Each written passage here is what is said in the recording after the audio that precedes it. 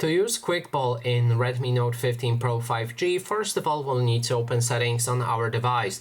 Next step is to scroll all the way down to the bottom and select additional settings.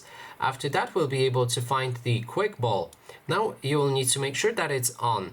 After that you can adjust all of the settings right here. You can select different shortcuts for your Quick Ball. I will show you how to use them in a moment.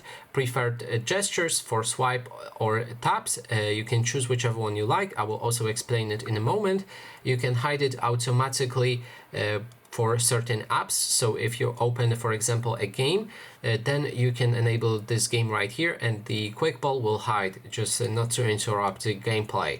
Then there's move aside when it enters a full screen. So that means if you're watching a YouTube video and you put it on full screen and your phone detects that this specific app is in full screen, your Quick Ball will also be hidden. Then there's a stick to the edge of after 3 seconds of inactivity, which means if you call it out like this, it should go away in 3 seconds. It clearly doesn't, but yeah, whatever. This is quite a mess, or I actually disabled it, that's why it didn't go away. So now let's see if it actually hides itself.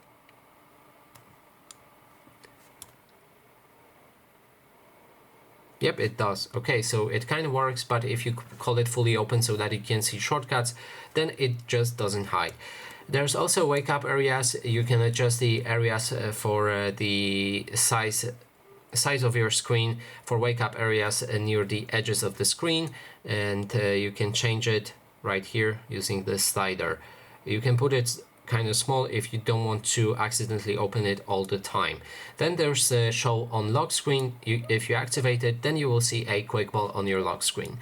Now when it comes to using it, first of all you pick a shortcut. So I have those shortcuts. You can adjust them however you like. Just click on each of them and change them in any direction.